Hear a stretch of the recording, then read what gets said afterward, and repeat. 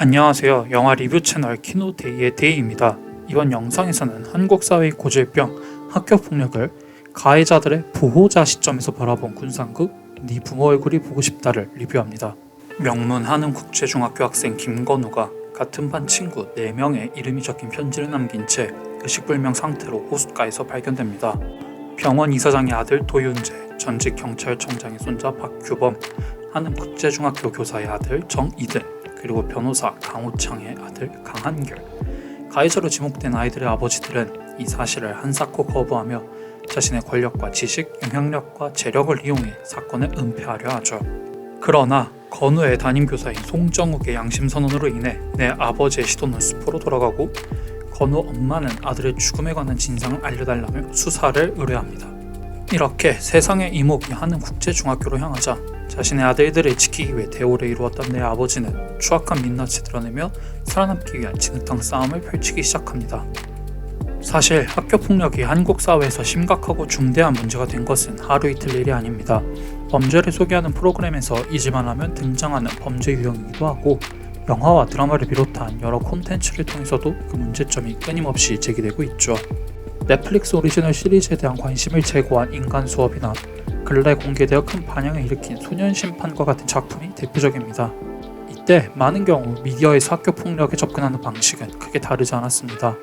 피해자와 피해자 부모의 관점, 가해자의 시점, 혹은 사건을 바라보는 판사 같은 완전한 제3자의 시점에서 바라보는 경우가 많았죠. 하지만 제작 후 5년 만에 공개되었던 김지훈 감독의 신작 네 부모 얼굴이 보고 싶다는 다릅니다. 네 부모 얼굴이 보고 싶다는 호숫가에 몸을 던져야만 했던 명문 국제중학교 학생도 아니고 그 학생의 편지에 이름이 적힌 4명의 얼굴도 아니고 그들이 지켜봤던 교사나 판사의 얼굴도 아닌 가해자들의 보호자의 얼굴에 주목합니다.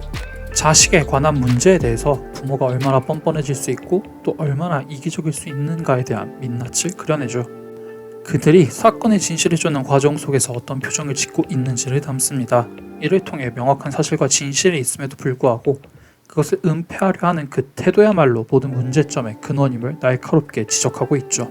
이를 위해 영화는 3중의 부정을 끌고 옵니다.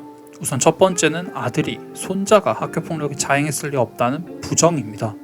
의식불명 상태인 건우가 발견되고 담임교사인 정욱이 건우의 편지를 읽어주며 학교폭력이 그 원인이라 밝히자 학교에 모인 아버지들은 격렬하게 반발하죠. 조금씩 드러나는 진상이 아이들의 미래의 그늘을 드리울 것이 확실해질수록 그들이 부정하는 대상은 더 많아집니다. 정욱의 증언과 편지 내용을 부정한 그들은 건우의 핸드폰에 존재하는 증거도 부정하죠. 괴롭힘 당하는 건우를 목격한 남지호의 기억도 부정합니다. 그렇게 그들은 현실을 인정하는 대신 새로운 현실을 만들어내죠. 이러한 부정의 욕구는 학교라는 공간에서 분출되기에 잘못된 선택임이 분명하지만 더 절실하게 느껴집니다. 눈앞의 현실을 부정하는 아버지들의 태도는 결과지상주의가 낳은 선택이라고 할 수 있습니다.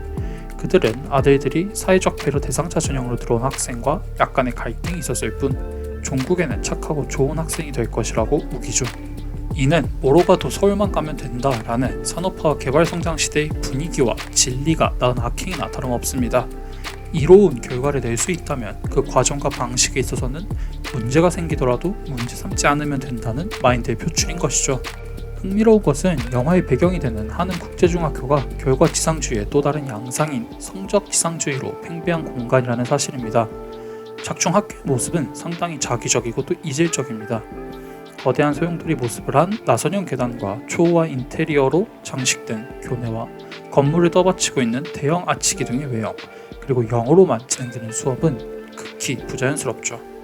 이는 뜨거운 대한민국의 교육열이 결과적으로 참된 의미의 교육이 아닌 성적 지상주의로 향하고 있음을, 학교의 구조에 심대한 문제가 있음을 직관적으로 내보입니다. 부정부패와 비리로 엮인 교장과 부모, 정교사 채용을 사이에 둔 교장과 교사의 권력과 상생 구조가 대표적이죠. 곧 공부하고 좋은 성적을 받는 것이 가장 중요하다는 사회적 현실의 단면, 그로 인한 아이들의 스트레스와 두려움이 현실을 부정하려는 사회적 특권 의식들의 욕망으로 나아갈 수 있음을 영화는 보여주고 있습니다. 부정으로 가득한 초반부는 이제 국면이 전환되면서 부정한 이들을 찾아내기 위한 사투에 돌입합니다.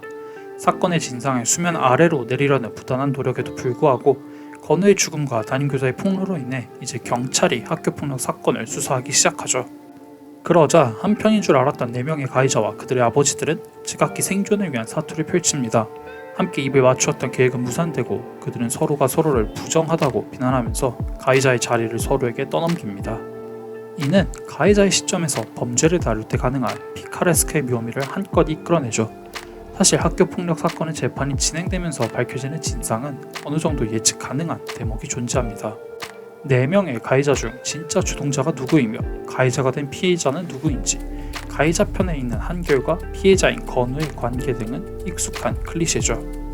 그러나 상대적으로 사건에 적극 개입하지 않은 듯 보이는 한결과 아빠 호창이 가해자 그룹 안에서의 새로운 희생자로 낙점되면서 가해자들 사이에서 빚어지는 수싸움은 예측 가능한 전개의 서스펜스를 더해줍니다. 더 나아가 이러한 진흙탕 싸움은 모든 진상이 드러나는 순간 반전의 충격을 최대로 끌어올리고 평범한 심파극의 여지도 없애버리죠. 한결과 호창에게 감정을 이입하게 만들었다가 유대관계를 단숨에 끊어버리면서 어떤 선인도 없이 악인들로 가득한 피카레스크 장르의 쾌감을 전해주는 것입니다. 이에 더해 영화는 단순히 4명의 가해자들이 서로 누가 더 부정한 짓을 저질렀는지 따지는 것에만 주목하지 않습니다. 카메라는 큰 분량을 주지는 않지만 언론이 건우의 죽음을 다루는 양태를 분명히 포착하고 있죠. 재판이 끝나고 법원 입구에서 호창이 건우 엄마를 만나는 장면이 대표적입니다. 이제 언론의 관심은 비통하게 아들의 영정을 들고 선 건우 엄마도 약속받은 정교사직을 내던지고 양심 고백한 교사도 아닙니다. 아들의 희생양 삼으려는 부정한 악인들을 직접 응징하고 정의를 구현하기 위해 직접 변호를 맡은 변호사 아빠가 최고의 관심거리죠. 무죄를 얻어낸 호창이 건우 엄마에게 인사를 건넬 때 진짜 가해자를 찾지 못한 피해자는 다시 절망에 빠집니다. 이렇게 영화는 언론이 피해자 편에 서는 것처럼 보이지만 때로는 진실을 왜곡하고 완전히 드러내지 않는다는 것을 강조합니다. 결국 네 보모 얼굴이 보고 싶다는 작게는 영화 속 언론, 크게는 언론이 만든 이슈에만 반응하며 사건의 본질에 관심 갖지 않는 대중들, 더 나아가서는 이 영화를 보는 관객까지도 현실에서 악인일 수 있는 가능성을 보여주죠. 그리고 그렇게 피카레스크 장르를 완성하는 구성원으로 만들어버립니다. 결국 네 부모 얼굴이 보고 싶다가 보여주고 싶었던 건 아버지들의 얼굴입니다. 자신의 병원에 입원한 건우를 그 어떤 환자보다도 살리려고 했던 윤재 아버지의 얼굴, 핏발선 눈과 떨리는 목소리, 언제라도 터져나올 울음을 참으며 아들의 무죄를 주장하던 호창의 얼굴. 부정으로 가득한 아버지 얼굴은 뜨거우면서도 한없이 냉혹하고 두껍습니다. 자신들이 꿈꾼 아들, 원하는 아들의 모습을 만들기 위해 역경을 딛고 더 단단해진, 또 애틋해진 부자 관계를 유지할 따름이죠. 절벽 사이로 호수 아래로 사라진 진실이 파고들 틈은 없습니다. 무조건적이고 또 무성찰적인 구성에는 영화가 여성 캐릭터를 다루는 방식과 대조하면 적잖이 흥미롭습니다. 영화 속 모든 사건은 아버지, 아들의 관계를 중심으로 돌아갑니다. 그들만이 진상에 접근할 수 있고 그들에게만 발언권이 주어지죠. 건우와 건우 어머니, 또 정옥과 건우 어머니 같은 어머니 아들, 어머니 딸의 관계는 희생자, 피해자 혹은 침묵하는 방관자로만 등장합니다. 이 대목은 언뜻 보기에 철저히 남성 서사에 집중한 결과로 보이죠. 그러나 이 부정의 성격을 고려하면 도리어 그런 남성 서사를 꼬집는 역할을 한다고 보는 게 적절합니다. 오히려 아버지들의 반성 없는 모습이 아들에게 대를 이어 잘못된 가치관과 인생관을 심어줄 수 있음을 경고하는 것입니다. 결과지상주의가 성적지상주의로 이어지는 사회적 시스템 내에서는 건우의 죽음과 같은 문제가 끊이지 않고 이어질 수밖에 없음을 아버지와 아들의 관계로 풀어내는 것이죠. 그러다 보니 본작에서 중요한 축을 맡아야 할 두 여성 캐릭터가 단지 대조를 위한 수단 내지는 거울로만 활용되는 것은 아쉬움이 남습니다. 물론 건우 엄마와 정욱은 군상극의 전개에 있어 기능적으로 빠져서는 안 되는 선인으로서의 제 몫을 다해냅니다. 깊은 슬픔에 빠진 엄마의 한을 토해내는 문소리의 존재감은 독보적이고 사회 초년성임에도 불구하고 공고한 아버지들의 아성에 도전하는 천우희의 모습은 인상적이죠. 다만 두 캐릭터의 복식 거기까지라는 것이 문제입니다. 사건에 종속되어서 사건의 새로운 국면과 진행을 위해서만 존재할 뿐 영화는 두 캐릭터의 온전한 서사를 풀어놓을 공간까지 가해자들에게 넘겨주고 맙니다. 또한 연출의 측면에서는 호불호가 명백히 갈릴 지점이 있습니다. 작중 학교폭력 가해 장면은 직설적으로 표현됩니다. 피해자를 발가벗겨놓고 휴대폰으로 촬영하는 장면, 학생의 목에 목줄을 걸어놓고 칼로 위협하는 것, 수영장에서 물고분시키는 모습과 무차별적인 폭력이 가득합니다. 핸드폰 화면을 통해 전해지기에 더 사실적이고 그래서 더 고통스럽기도 합니다. 이는 사회 비판 영화로서 학교 폭력의 잔혹함과 위험성을 강조하려는 의도로 보이기는 하죠. 그러나 이는 여전히 피해자에 대한 최소한의 배려가 보이지 않는 연출로 비판받기에 충분한 선택이기도 합니다. 박훈정 감독의 VIP가 같은 비판을 직면했듯이 적나라한 연출이 건우의 고통을 전하는 방법으로는 지나치게 과하지 않은가 하는 윤리적 의문이 뇌리를 떠나지 않는 것이죠. 또한 중간중간 김지훈 감독 특유의 유머가 삽입된 것도 호불호가 갈릴 수 있습니다. 긴장감으로 가득한 압력밥솥에 김을 빼려는 듯 하나 그 유머와 농담으로 인해 전반적인 극의 분위기와 흐름이 순간 흐트러지는 것도 감수해야 하기 때문이죠. 그럼에도 불구하고 타워, 7광고, 싱크홀에 이르기까지 김지훈 감독이 연이어 혹평을 받던 차에 명확한 문제의식과 메시지 그리고 장르적 재미로 무장한 네 부모 얼굴이 보고 싶다는 그 혹평을 당분간 잊게 만들기 충분해 보입니다. 이상으로 네 부모 얼굴이 보고 싶다 리뷰를 모두 마치겠습니다.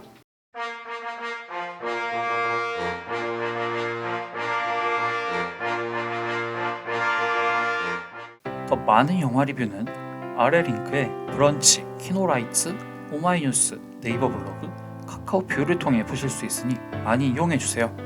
리뷰 내용이 마음에 드셨다면 리뷰 제작에 큰 힘이 되는 구독과 좋아요, 알림 설정 모두 부탁드리겠습니다. 끝까지 봐주셔서 감사합니다.